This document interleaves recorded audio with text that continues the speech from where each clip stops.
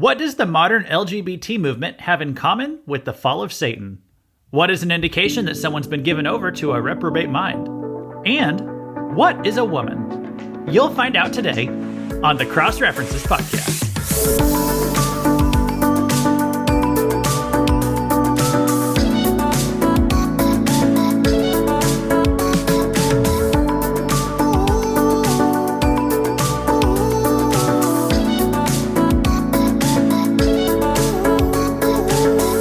Welcome to the Cross References Podcast, where you learn how every small piece of the Bible tells one big story, and most importantly, how they all connect to the cross and Christ. Whether you're a new Christian or a veteran Bible reader, our goal is that God's Word will make more sense to you after every episode. This is Luke Taylor. I'm a minister, but I'm not proud of it. Not that there's anything wrong with being a minister, but pride is a sin, okay? And call me old-fashioned, but we're actually not supposed to be prideful. And yet, here we are in the month of America, known as the month of pride. The Bible says in Proverbs 16:18, pride goes before destruction, and a haughty spirit before a fall. And I feel like that couldn't be a more perfect verse for 2023, and also as we look at what seems to be on the horizon for the years ahead. This is a country obsessed with pride, and it's leading to our destruction. Not destruction by an outside force, for God has blessed America so much to the point that it's the most powerful country on earth.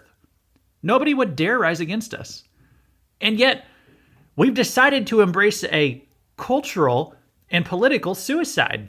And we've done this in many ways, but one of those is in our country's decision to destroy human relationships by eradicating God's good concept of gender and also our embrace of pride. So pride goes before destruction, and that word of wisdom is going to guide our discussion today. This is part 2 of a series that I'm doing on Pride Month. Last time, we looked at the philosophical history of the LGBT movement. Today is going to be focused on modern sociology. What is going on in our culture as a result of the embrace of LGBT pride? We're going to look to modern examples and also look at what the Bible has to say about them. And I would also like to shine a spotlight on the demonic nature of this movement. The LGBT movement, it's not just rebelling against God, it's also openly embracing Satan. I don't know if you guys have noticed this, but it's hard not to notice it. The devil's not hiding anymore. He's not being subtle about this. We look at this drag queen thing that's really blown up in the past year or two. I mean, it's as demonic as can be. Look at these men who are dressing, what they say they are dressing like women. They don't even look like women. They look downright demonic. There's nothing feminine about these drag queens. It looks like they're dressing up to look like something else. They say they want to dress like that because they feel like a woman on the inside. That is not what women look like, my friends. That's what demons look like. I think these people have something else going on inside of them. So, and also, look at the moniker that the LGBT movement has chosen to describe itself, or what it pushes at this time of year. Pride. And again, call me old-fashioned, but pride used to be known as a sin. Not only that, it was kind of the original sin. You know, this was a sin that existed before Eve ever bit into a fruit. Pride was the sin that created the devil. He was an angel, and then he became prideful, and pride made the devil the devil. We read about this in Isaiah 14, starting at verse 13, and look at the word I, and how many times the word I is used as God talks about Satan right here. You said in your heart, I will ascend to heaven above the stars of God. I will set my throne on high. I will sit on the mount of assembly in the far reaches of the north. I will ascend above the heights of the clouds. I will make myself like the Most High. Satan was filled with pride. Pride made the devil the devil. He became the devil because he wanted to become higher than God. It was self-love. And speaking, just on a personal note here, I mean, I've had a Facebook account for more than a decade. I've got hundreds of friends on Facebook. Several of them over the years have been LGBT people. They usually delete me when I say something that they don't like. So I've had several of them over the years. And you want to know something I've noticed about the LGBT friends that I have on Facebook, my Facebook connections? They love posting selfies constantly. Men and women, they just post selfies all over the place. And I'm like, what's that all about? They will post pictures of themselves like every day, literally every day. I'm not saying selfies are just prideful. If you post a picture of yourself once in a while, I'm not saying that's bad. It's okay. People want to know what you look like. But when you see people who post constant selfies, just like every day or two, they're posting another picture of themselves. It's hard not to see that as pride, whether someone is LGBT or not. But I've noticed this with the LGBT people. There is so much constant selfie postings. I'm just kind of like, I kind of wonder what that's all about. But pride is such a good word for it. I mean, they chose the word, but it's such a perfect one for what's going on here. One of my Facebook friends from college, I just found this out recently, seeing it on Facebook, that she has a husband and 2 kids, or she had a husband and 2 kids. This is a girl who was known as a Christian back when I went to college 10 years ago. From what I remember, she was known as a Christian. The husband was like the guy she married around that time was a good, godly man. And I just happened to see on Facebook the other day that she left her husband to be with a woman. So she has destroyed her family so she could go be happy with a woman. Guys, it's all about the love of self. It's about pride. And Satan loves breaking up marriages. Satan loves pride.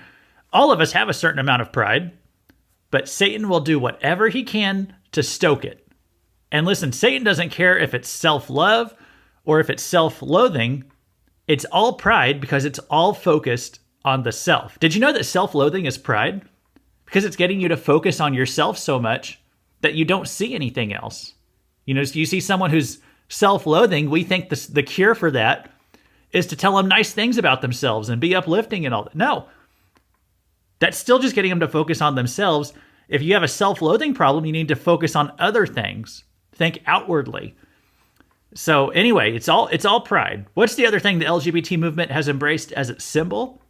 Well, you know as well as I do, rainbows. Rainbows, rainbows, rainbows everywhere. The exact symbol of God's destruction of the earth after the flood, when God promised not to send another flood, Satan has taken that and co-opted it for this pride movement. That's not a coincidence, my friends. It's an open defiance of God. They're flaunting their rebellion of God right in his face, right there in front of all of it, for all of us to see. You got to remember with that rainbow, guys, it wasn't a promise of God not to ever destroy the world again. God just promised not to use a flood to do it. In fact, 2 Peter 3 says it is going to be destroyed again. Verse 6, the world that then, talking about back in Noah's day, the world that then existed was deluged with water and perished. But by the same word, the heavens and earth that now exist are stored up for fire, being kept until the day of judgment and destruction of the ungodly. You see, the world and everything in it is someday going to be purged with fire. That is literally going to happen someday. We talked a few episodes back about how the Bible is literal. Some Christians don't take this part of 2 Peter to be literal fire. They say it's like a metaphorical fire, a symbolic fire. But look at the example Peter used. He said, Noah's flood. Was Noah's flood symbolic or was it literal? Noah's flood was a literal flood. And God is going to send literal fire someday.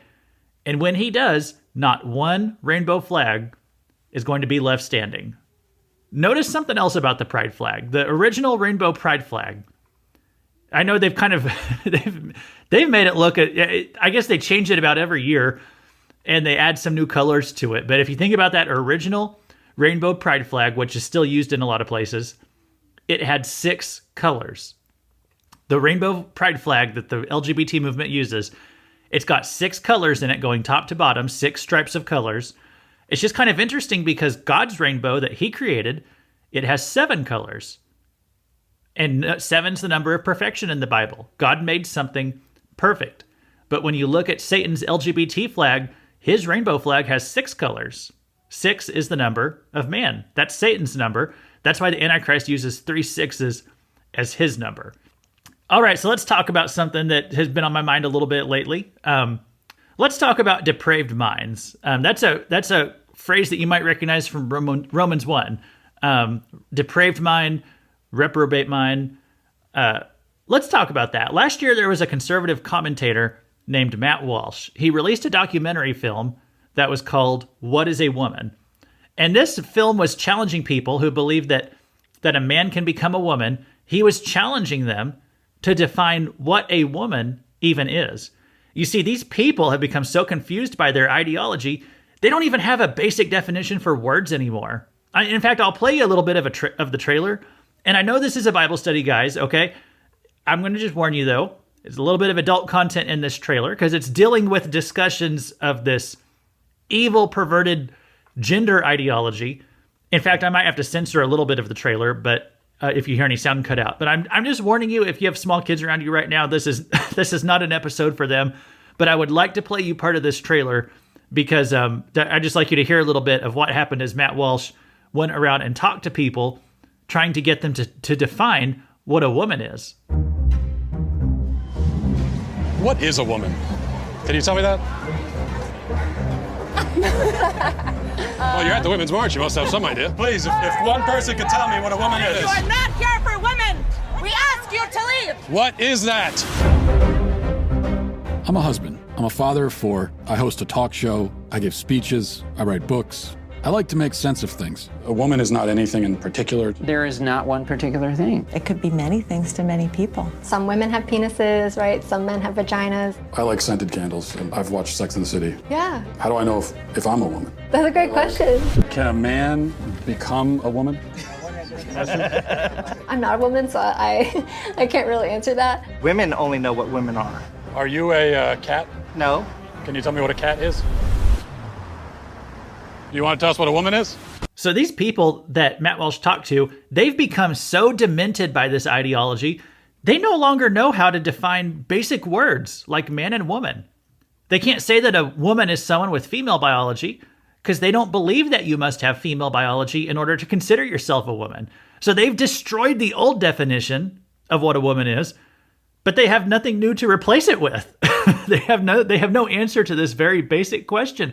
Again and again, Matt Walsh will stump them throughout this movie, asking them how to define a woman. Not a single one of them give him an answer. They try to dodge, they squirm in their seats, they can't even compute the question sometimes. They say, well, every person can decide for themselves what a woman is. But even then, when they say that, he says, okay, so what do you think a woman is? Well, then they have nothing to say at that point. I'm going to play a clip from a conversation that he has with a professor. So the full documentary, if you want to watch it, it's on the Daily Wire platform. You have to subscribe to them, but that's where the documentary can be found.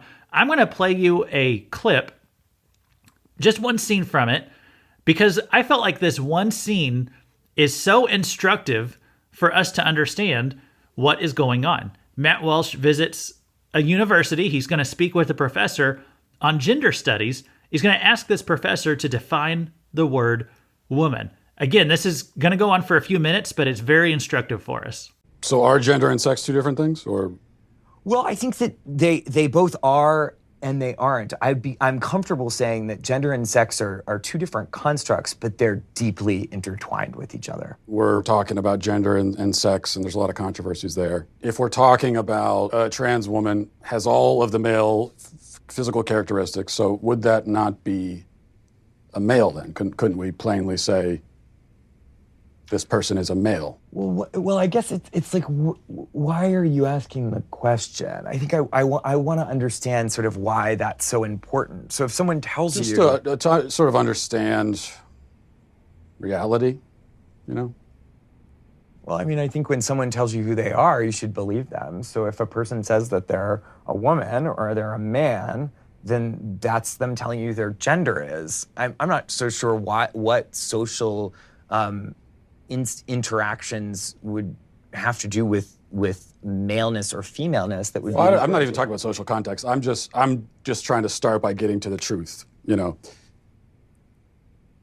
Yeah, I mean, I'm really uncomfortable with that language of like getting to the truth. Again, in social life. Why is that uncomfortable? Because it sounds actually deeply transphobic to me. And if you keep probing, we're going to stop the interview. If I probe about what the truth is? You keep invoking the word truth, which is condescending and rude. I'm saying to you... How is the word truth condescending and rude? Why don't you tell me what your truth is? And you're walking on 30 seconds more of thin ice before I get up. What my truth is? Well, I don't think I really have a truth. I think that there's just the truth, like the reality. And so we should begin by trying to figure out what the reality is. I guess this all comes back, it all comes down to really one question, especially women, gender and sexuality studies. So what is a woman?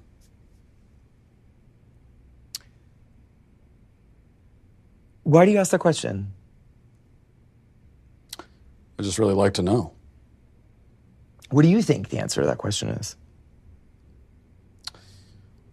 Well, I'm asking. That's why I came to a college professor who's this is what you do. What other kinds of answers have you gotten?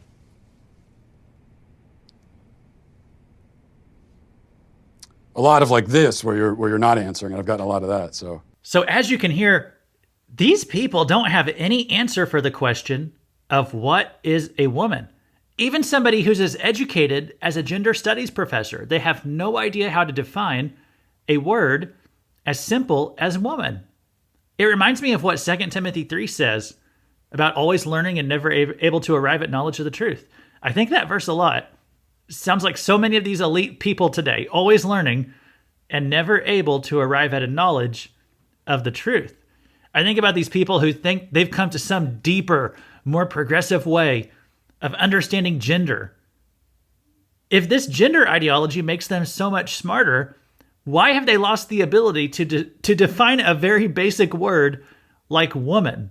If you're so much smarter now after learning all this stuff, why have you become so much dumber? Well, there's a reason for that. It's found in Romans chapter 1. Starting at verse 18, it says, "The wrath of God is being revealed from heaven against all the godlessness and wickedness of people who suppress the truth by their wickedness, since what may be known about God is plain to them, because God has made it plain to them." So let me break in here. Atheism is just stupid. The fool has said in his heart, there is no God. If you're an atheist, I'm sorry, the Bible says you're just a fool, because it's the most obvious thing in the world. Atheists are some of the most, in one sense, they might have high IQs. They might be very intelligent people, but yet they're so foolish because the reality that there is a God who created this universe, that it didn't all just explode from nothing, which is such a stupid idea. It's as obvious as can be. If you reject that, if you reject that much of a basic truth, you're not smart. You're a fool. And so God, the Romans says, if you reject God, if you suppress the truth of God, okay, if you suppress that there is a God and he gets to set the rules, but I don't want to think about that, then verse 20, "For since the creation of the world, God's invisible attributes, his eternal power and divine nature, have been clearly seen, being understood from what has been made, so that people are without excuse." He says there's no excuse for accepting this idea that there's no God. There's no excuse for disregarding God in your thoughts. Maybe you believe God is real, but you don't do what he says. You don't want to submit to his rule, his order of nature and the universe. Verse 21, "For although they knew God, they neither glorified him as God, nor gave thanks to him, but their thinking became futile, and their foolish hearts were darkened. Although they claimed to be wise, they became fools, and exchanged the glory of the immortal God for images made to look like a mortal human being, and birds and animals and reptiles. Therefore, God gave them over in the sinful desires of their hearts to sexual impurity for the degrading of their bodies with one another. They exchanged the truth about God for a lie and worshipped and served created things rather than the Creator, who is forever praised. Amen." I've read these verses for years and years, guys. You probably have too. And yet every year they just feel more relevant than they did. But I always think, oh my gosh, it couldn't more perfectly describe the time we're in. This thing about dishonoring your bodies. Think of what the transgender movement is causing people to do to their bodies nowadays. And it's all a lie. They exchanged the truth about God for a lie. I mean, it just couldn't be more perfect. Every year it seems more perfect.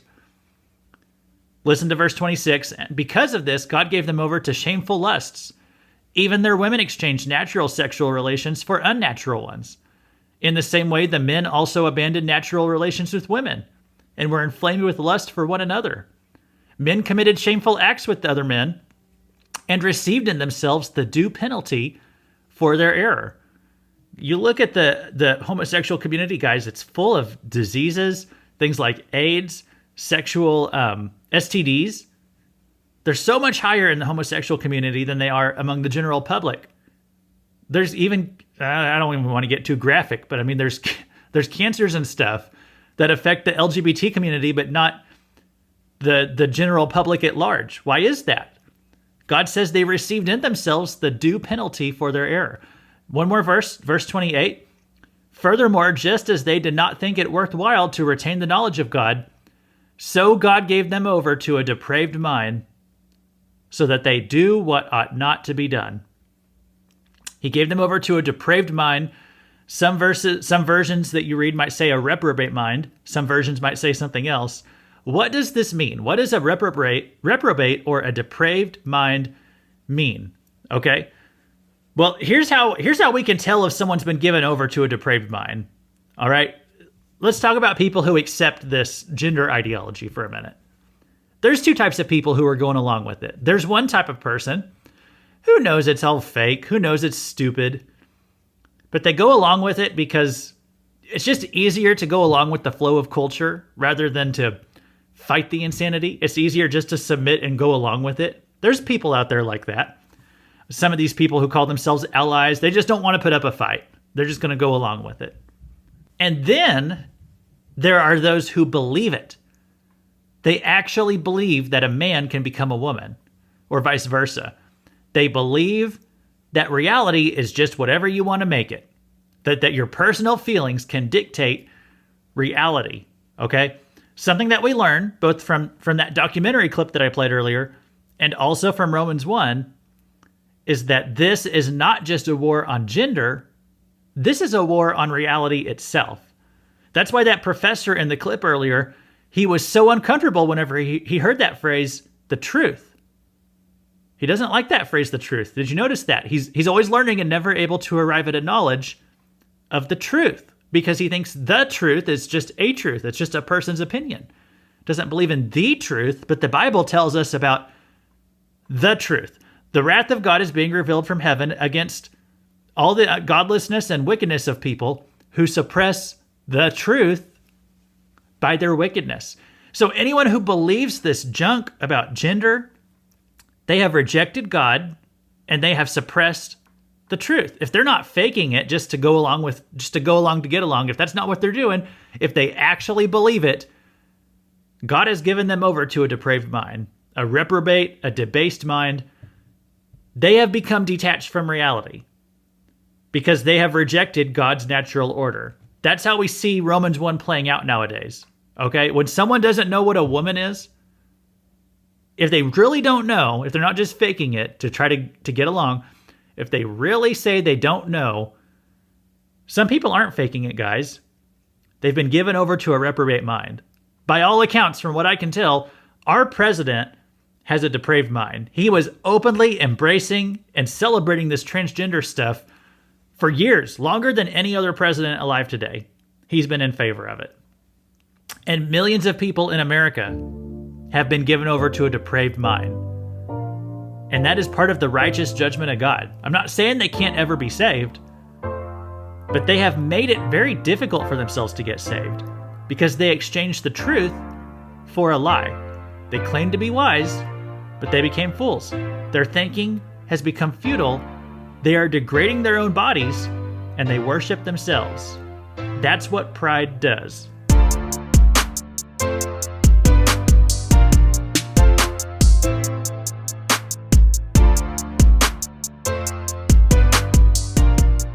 And that leads us to the insanity of today, where a young lady has just failed her college essay because she used the term biological woman. And the term biological woman is considered offensive in some modern universities. Let me play this clip. I got a 0 on a project proposal in my class because I used the term biological women, which is apparently not allowed anymore. She even said it was a good project proposal, but I got a 0 because I used this term and it's exclusionary and not allowed anymore, so And I 100% know that this is like the most biased grade ever because my project is about transgenders competing in biological women's sports. How am I supposed to do my final project if I can't use the word biological women? But that's what my project is about. And so that comes from a video. And so you can't see it for yourself, but she shows a screenshot of what her grade paper, what her paper said from the teacher when it was graded. And this is what it says. Olivia, this is a solid proposal. However, the term biological woman is exclusionary and is not allowed in this course as it further reinforces heteronormativity. Okay? Heteronormativity, meaning to make people think it's normal to be heterosexual. We can't do that. So biological woman, that's an exclusionary term. It's not allowed. Her grade on this paper is 0. That's where we are as a society, guys. Because she uses the term biological women, she got a 0 on her paper. That's where we are right now. The war on gender is also a war on reality itself. In Genesis 1, it says, God created man in his own image. In the image of God, he created him. Male and female, he created them. As you read Genesis 1 and 2, you see that everything God created at the beginning of everything, all of it is under attack by Satan today. Creation, marriage, man's dominion over animals, male and female, everything God created is good. And so Satan is out here trying to pervert it or make it opposite. I hope you listened to the episode I did last week. I know it was probably pretty long. I talked about a lot of history in that episode. I talked about how going all the way back to Rousseau in the 1700s, all the way up to today, where this modern thought about gender, where it comes from. And there's an author named Carl Trueman. He wrote a book called The Rise and Triumph of the Modern Self. And he says the modern idea that we come to today of what gender is, he calls it the expressive individual. It means that reality is determined by your internal sense of yourself. So anyone can determine what they believe reality is based on what seems right to them. You know, you hear nowadays this phrase, words are violence. A little bit different than how we used to think of the word violence. In the past, we would say, you know, sticks and stones can break my bones, but words can never hurt me. There was different ways you could disagree. You can disagree with words, or you could disagree with violence. Okay, it's considered more civil to disagree with words, right? Whenever your disagreement comes to punching and kicking, that's considered violent. That's considered physical. That was an escalation over words. But like everything that gender theory does, it's erasing all distinctions, and they no longer believe in a distinction between words and violence. They say words are a form of violence, and that words can be or should be resisted with physical violence because you're defending yourself against someone's words. Why do they say words are violent? Well, if you say Bruce Jenner is a man, when you say homosexual activity is wrong, that's considered violent to a lot of people in this culture because they consider it an attack on somebody's psychology. And to the people who believe this gender ideology, the expressive individual, your inner sense of self is how reality is determined. And so if you injure somebody's psychology, that's considered wrong and dangerous. It's considered just as bad as physically assaulting them. That's why they like to say words are violence nowadays. Adults demand this because they constantly want to be affirmed in their psychology. You know, the weird things that they're into, their sexual fetishes and all that, their transgender ideas, they're seeking affirmation in those things so they don't feel shame about them. And that's why schools have become a battleground, because this is a place where you can force people through the power of the government, preying on those who are most vulnerable and defenseless, children. You can force them to affirm whatever you want, even your own delusions. And it's working right now. We're going to give stats later. There's a shocking number of kids who are identifying in these categories now of something LGBT. The youngest generation, it's about 40%. Nearly half of all kids identify somewhere on the spectrum of the LGBT and all the letters that come after that. I just stop at the T, but you all know what I mean. local kids that I know, they'll talk about how at a recent school dance that kids were coming in who were identifying as animals. They came to the dance wearing collars. They call them the furries or something like that. This is a mental illness. It's induced by the teachers at these schools. Not saying all teachers are bad, of course, but there's some teachers who are using their position of power to influence children, to affirm, because they want to affirm the teacher's own psychological delusions, but also they're indoctrinating children into this junk. It's happening through TikTok and social media. It's happening through YouTube. It's a false worldview that's being perpetuated against our youth on a massive scale. And it shows a lot of this transgender stuff, this detaching from reality. It's not innate. It's not natural. Previous generations didn't face this stuff. The current kids are. It's exploding in the youth because it is something that you can generate. It is something that you can trigger within kids when it wouldn't have come up naturally or organically. I've seen a couple of news reports lately, maybe you have too, where teachers are actually being asked to meow at the students who identify as cats. Schools are putting litter boxes in the bathrooms. This is a real thing that's happening. It's not a conspiracy theory. There are schools literally putting litter boxes in the bathrooms. No pun intended, literally. I used to use this example when I would talk about the transgender issue. I would say, if my son identified as a robot, the way that I could show love to him, the way that I would try to help him, it would not be by affirming him in his delusion that he's a robot, right? I would not give him motor oil to drink. I would still try to get him to drink a glass of water at dinner. So this was an example I used to use because I thought it was something that we could all relate to. I'm not so sure if everybody can relate to that anymore. We might not give kids motor oil, but they're putting injections of dangerous hormones and chemicals into children to stop puberty or to make them grow, to make young girls grow hair on their faces so they look more like a boy. There's a lot of insane stuff going on right now. Things that I don't think would have even been legal a few decades ago, and they're doing them to children nowadays. So almost as bad as giving a kid motor oil. We'll talk next time about some of the dangers of these chemicals, but let's get back to this idea of the expressive individual. They say that the self determines reality. That's why I say pride is just the perfect name for it, because this is an inherently selfish movement. Here's a clip of I was about to say a dancer, a swimmer named William Thomas. He now goes by Leah Thomas. He identifies as a girl, and he's talking about why he wanted to swim as a female whenever he went to swimming competitions. He's talking about, he was a controversial figure last year because this William Thomas, or Leah Thomas as I don't even know if it's legal, but whatever.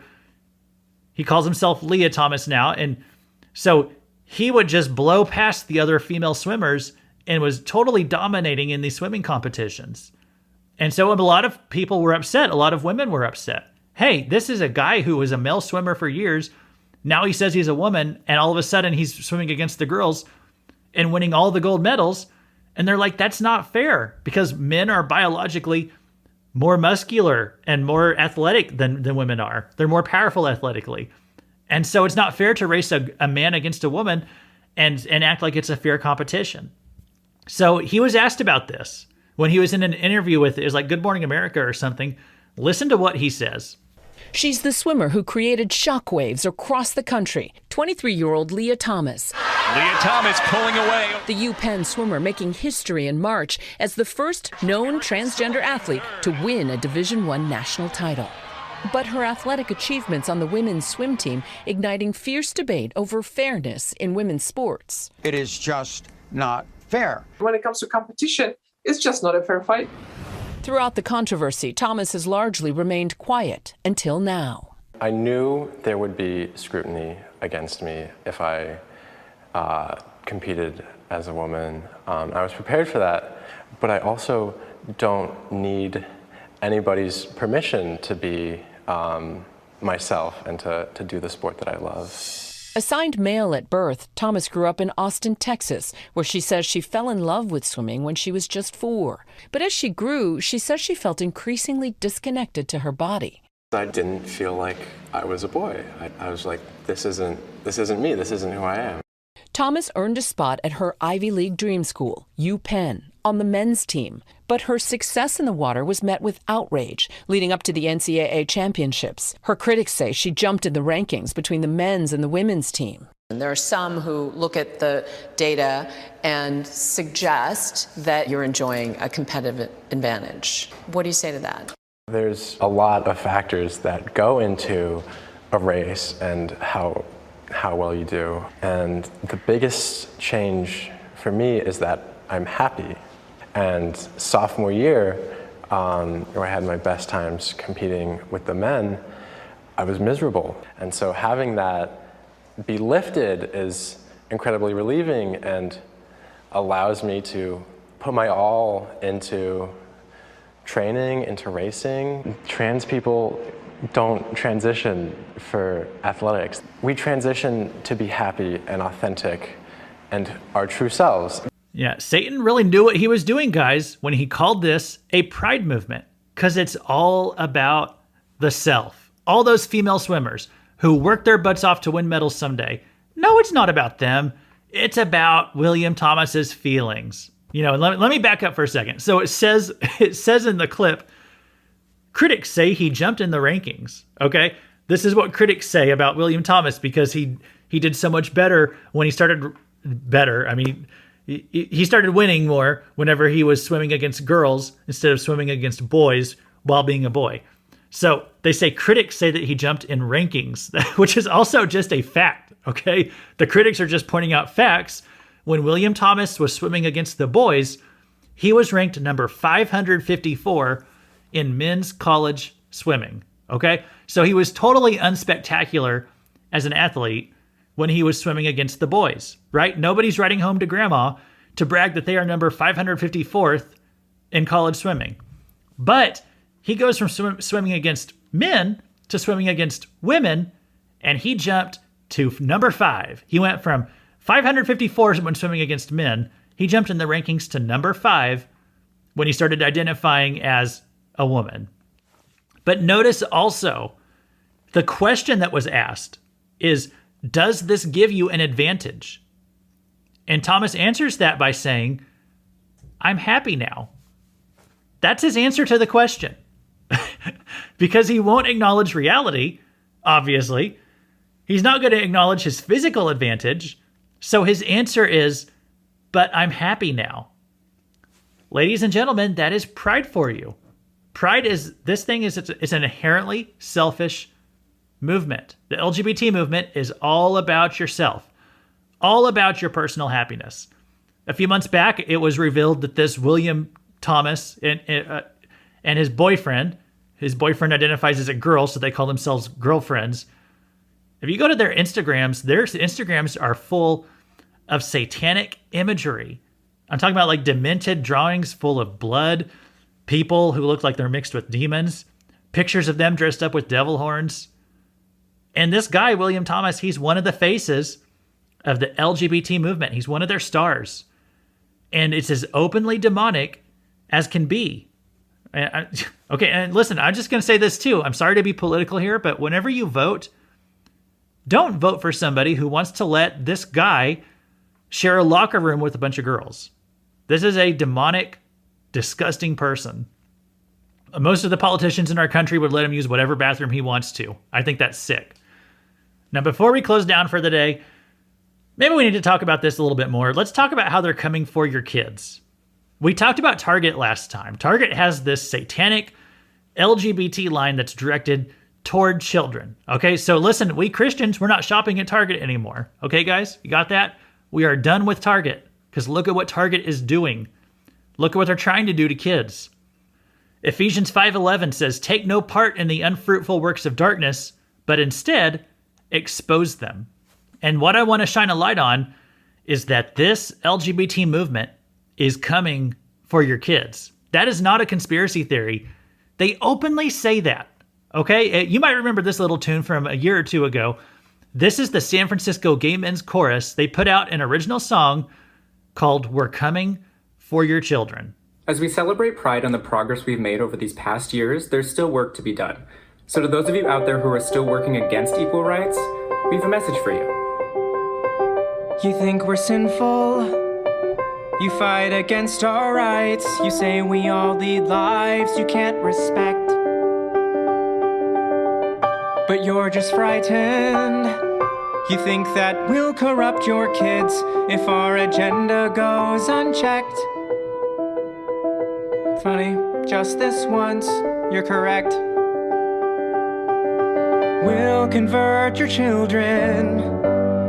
Happens bit by bit, quietly and subtly, and you will barely notice it.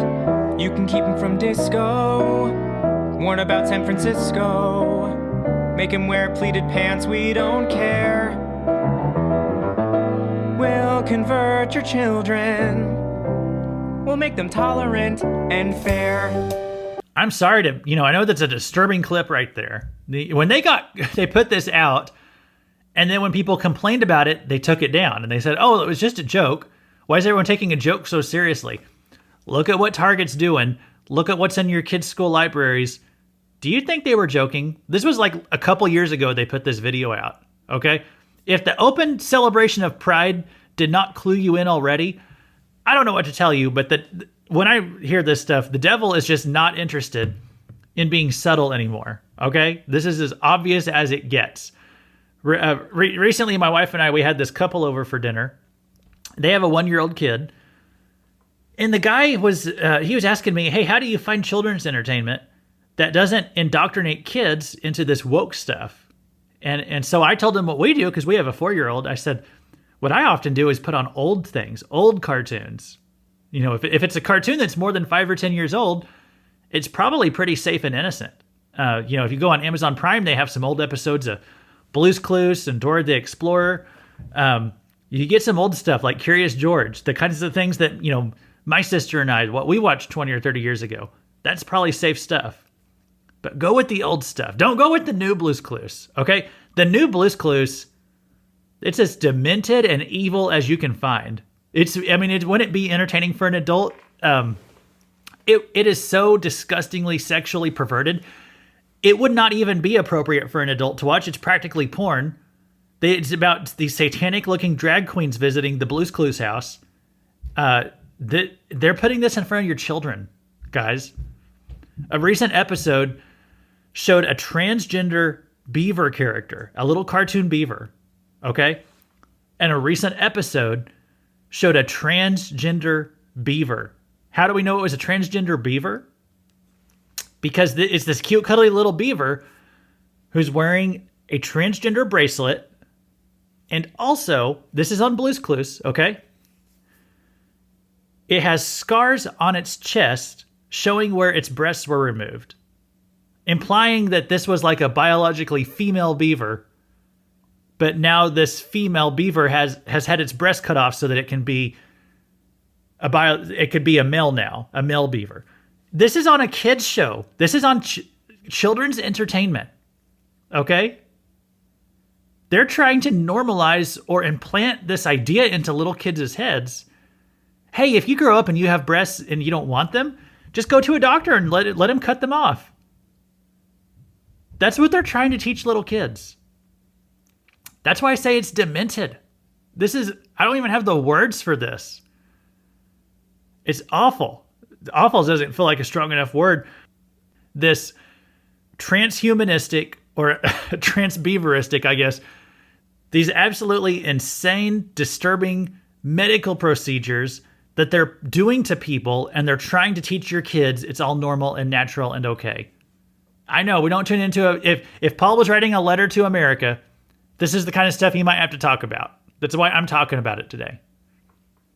This is the sick stuff that we're having to deal with. So they put this stuff on kids' shows. I'm telling you, don't just stick your kids in front of the TV and put on a modern Nickelodeon show and think that it's going to be okay. You have no idea what kind of ideas they are trying to put in front of kids. They said it themselves.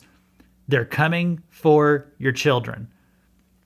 I remember when I was a kid, there was this show on Disney Channel called The Proud Family. Here's the word pride again, but it was called The Proud Family. I watched this show all the time as a kid. Now, in modern times, You might not know this, but the Proud Family has been brought back for modern times. Disney has relaunched the show, I think with like the original characters, but they're adults now or something like that. But anyway, I haven't seen it, so I don't know. There's been so many reboots lately, I barely keep up with stuff. But the new Proud Family is all about gay pride. It has a homosexual married couple, and the new Proud Family is called Louder and Prouder.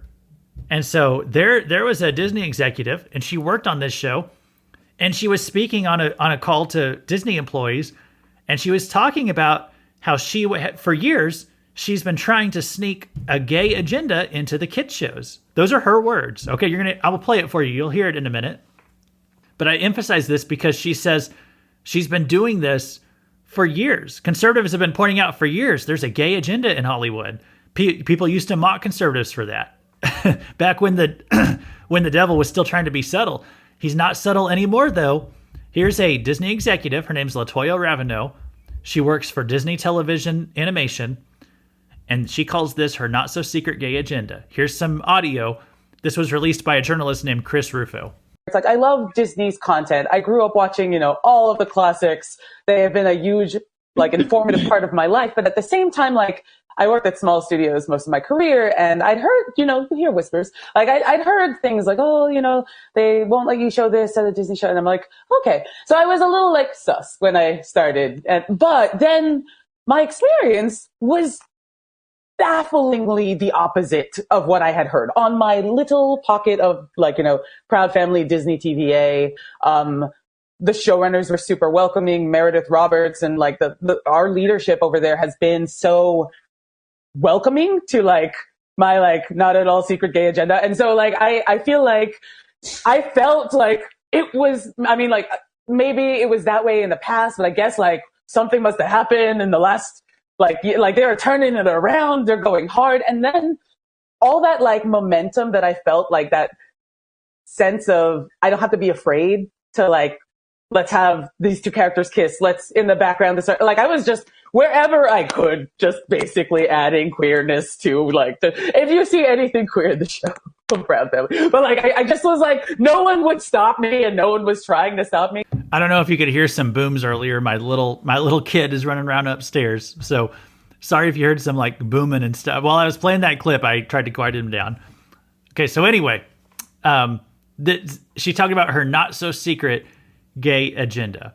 So as that song I played earlier said, as our entertainment industry is saying, they want to convert your children into this new worldview, not just to convert them to be gay, to convert them into thinking that reality is just whatever you believe it to be. And guys, it's not just the movies, it's not just San Francisco, it's our entire education system, it's the schools, the universities, but the conservatives in this country, we could say the Christians perhaps, they really let their guards down on this. They let the left come in and corrupt the schools so much. The colleges, the high schools, the elementary schools. It's a little harder to play an audio clip about this because it's so visually stunning, but elementary schools around the country regularly have drag queen performances for the children. Men who come in dressed as women, and they dance for the children in a sexually provocative way, wearing provocative clothing, the kind of things that 30 years ago people might go to a strip club to see something like this. Today, it's going on for a second grade classroom assembly. Libs of TikTok is an account on Twitter. They catalog this relentlessly. It's not just isolated cases here and there. This happens all over the place constantly. It's in every state. It's not just in liberal cities. It's in small towns. It's all over America. Here's a clip of a dance, and I know you can't see it. You just have to hear it. This is Ankeny schools in Iowa, okay? This is Iowa, guys, and right in the middle of the country. They have a man in this clip in a leotard, okay? A man in a leotard. You're probably mad at me for even putting that mental picture in your mind, but this is what your kids might see if they go to a public school. This could happen in a small town in Iowa. This is the risk you run. It's not just going to be in your mind, it's going to be right in front of their eyes. Indiana. Indiana's a pretty conservative state, right? This is the state of Mike Pence. They're having a gay pride celebration this month. It might have already happened by now by the time you hear this. This gay pride celebration is for kids only, according to the poster right here. And then it says on the poster that adults are not allowed. Adults are not allowed to come.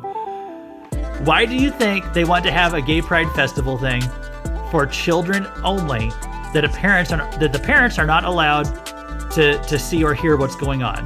They just take the kids somewhere and tell them whatever they're going to tell them. I'm looking at the poster right now. It says parents are invited to participate in other activities off-site, or they're encouraged to explore the city. This is called Indie Pride. This is what they're promoting. What do you think they want to tell your children if the parents aren't allowed to hear it? They are coming for your children, guys. They want your kids all to themselves. It's the not-so-secret gay agenda, and it's fueled by Satan himself.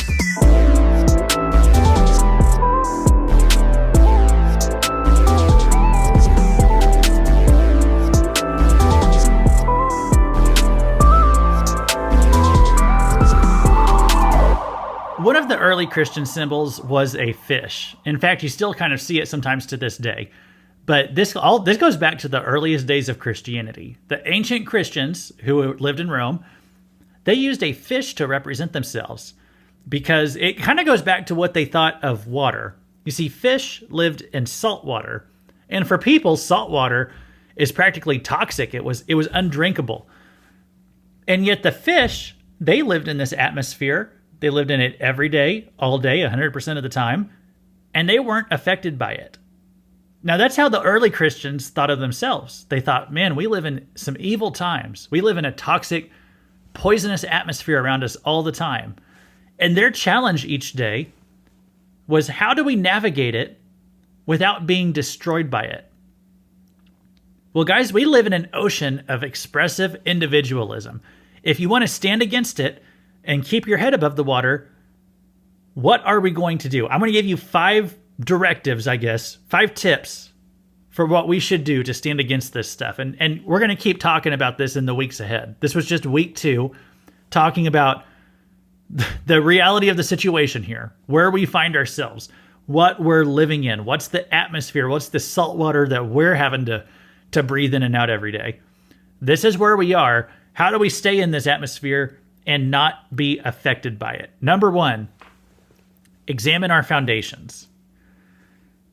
We often struggle to communicate with progressives, we might say, because we operate on different premises. If you remember from what I talked about last time, we have different foundations, and so we operate on different premises, those pillars that we build on our foundations. We need to make sure that our foundation is based on moral principles, okay? Not individual stories that tug at the heartstrings, that say, oh, well, I have a cousin who identifies as this or that. That should not be the foundation of what we think about reality. We need to base our foundation on moral principles, and you just need to make sure that you know where you stand. That's number 1. Step 1 is examine your foundation.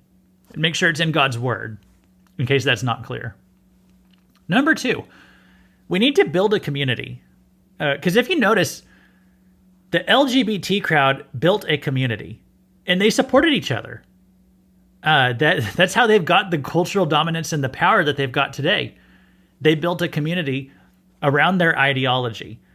If we, as Christians, if we're going to survive, if we're going to show people a better way, we need to build community too. Okay, that's part of what your local church is. You need to be involved in a local church because this is your community of fellow believers who pray with you and support you and have your back and hold you accountable. We need our communities. Number 3, don't use their lingo. Don't use preferred pronouns, okay? And I'm going to do an episode discussing this in more detail down the road later this month. But I'm just saying this for now. Don't use the language and vocabulary that they use. This is why I just say LGBT. I don't say LGBTQ. I don't say LGBTQ. I can't even keep it straight now. LGBTQAII sign plus sign, whatever it is. If you've been paying attention, if you look at the news stories, they say it a different way with different letters just about every time. Just to keep it simple for me, I just say LGBT. I'm not going to try to follow along and keep up with their latest lingo. I don't care what they want to say. I'm just going to say LGBT. They can't force me to say what they want me to say. But when I say LGBT, you all know what I mean. So it's good enough. I don't use the phrase transgender woman. Because whenever you say that, what that implies, what that is understood to mean, is a man who identifies as a woman, a biological man who says he's a female. Okay? I don't use that phrase because whenever you say that, you're making woman become the noun. So I'm not going to say that. I'll say a man who thinks he's a woman. And if they try to force me to say transgender woman, I'll say I'm sticking to the traditional definitions. If they say language is always changing, I'll say yes. But right now, the left in this country, the progressives, they're weaponizing the redefinition of language. And I'm not going to go along with it. I'm not playing along. There's a natural evolution of language that happens, but that's not what we're seeing right now. We're seeing a genetic engineering of language. And I'm not playing along with it. And you shouldn't either. Number 4, we need to make them own John Money. And if you don't know who that name is, you need to listen to the previous episode. Whenever somebody says that they believe that there's a difference in sex and gender, tell them that they got that idea from a lunatic pedophile named John Money. He invented that idea, and his own experiments on children disproved his own theory. Okay? And I'll just say in my personal interactions with people, when I've pointed this out to them, I have found it very effective because it's facts, okay?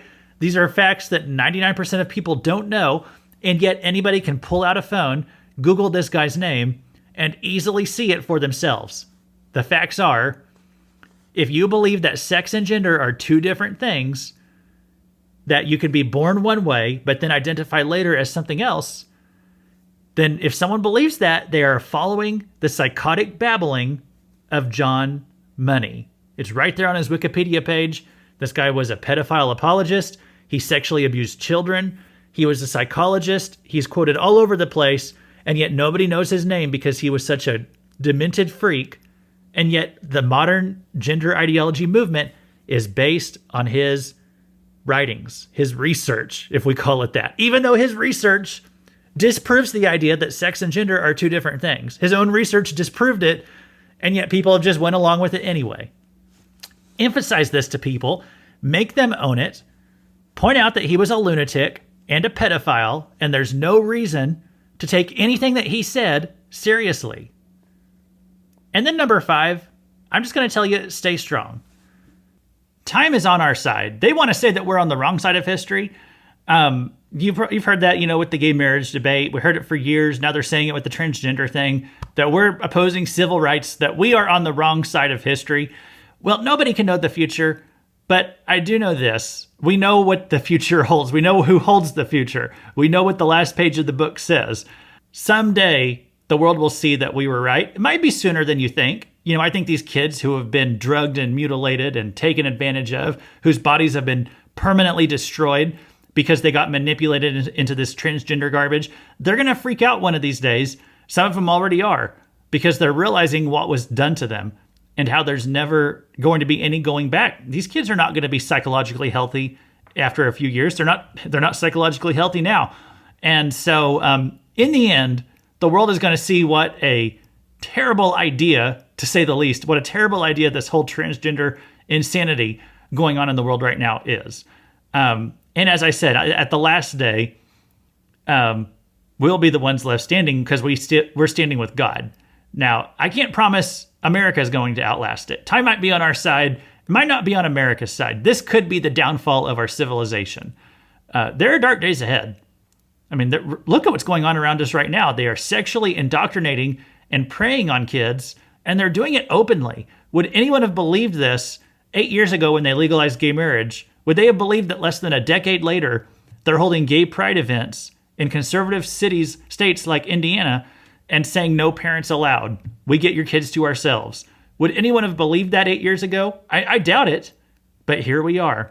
It may get worse before it gets better. These are the times that try men's souls. But remember that we're each going to stand before God one day for how we stood during these times. And so we always have to keep that in front of us. This concludes part 2 of my LGBT deep dive that we're doing this month, in the month of June, in dishonor of Pride Month. Part 1 was about the history of the movement. Part 2 was about modern manifestations of this evil. Now, one thing we haven't looked at yet is what the Bible has to say about all these ideas. Some progressives will even try to use the Bible to justify transgender perversion. So how do we respond to that? Well, come back next week for part 3, Transgenderism versus the Bible. So in closing, I'd like us to turn to John chapter 8. You don't have to turn there, I guess. I can just read it to you. But Jesus was speaking to a group of Jews who said that they were children of Abraham, referencing the Old Testament patriarch, of course. And Jesus is having a heated discussion with them, to say the least. It's actually, we kind of read it in our modern Bibles, the polite King James or whatever translation you're using. It sounds so much more mild than probably how the actual conversation was going down. And so they say to him in John 8:39, they say, "Abraham is our father." Jesus said to them, "If you were Abraham's children, you would be doing the works Abraham did. But now you seek to kill me, a man who has told you the truth that I heard from God. This is not what Abraham did. You are doing the works your father did." They said to him, "We were not born of sexual immorality. We have one Father, even God." So basically they're saying to him, at least we know who our father is. You don't even know your own father, because they believe Jesus came from the illegitimate union, but because of the virgin birth and all that. So they're kind of trying to mock Jesus. They're saying, at least we know who our father is. So this was a slam on him. And then this is what Jesus says in response. He says, "You are of your father, the devil, and your will is to do your father's desires. He was a murderer from the beginning and does not stand in the truth, because there is no truth in him. When he lies, he speaks out of his own character, for he is a liar and the father of lies." Jesus said, "You might think you follow Abraham, but you don't do what he said. You might think you follow Moses, but you don't do what he said. And you might think you follow God, but you don't do what God said." Jesus said, "Your father, your spiritual father, is the devil, because you at least do what the devil says." So Jesus understood that our actions are built on beliefs, and our beliefs are built on our worldviews, and we don't create our own worldviews. They're handed down to us by our spiritual fathers. I keep saying during this lesson, the devil is not subtle anymore. There is one way that he has been subtle. He's hidden his ideas behind all these other people, all these other names, and so people don't even recognize him anymore behind all these lies. Modern people think that their beliefs come from John Money, or Karl Marx, or Sigmund Freud, or Friedrich Nietzsche, or Jean-Jacques Rousseau. But make no mistake, all these beliefs, all these ideas about gender going on today, they come from the devil himself. This insane, demented, psychotic, delusional, deviant sexual perversity, it comes from nobody but the devil. He was a deviant from the beginning. And when you follow this idea, when you follow this filth, when you follow this degeneracy, you follow him. On that note, thanks for listening to the Cross References podcast. This has been Luke Taylor, and I know what a woman is, and I hope that you do too.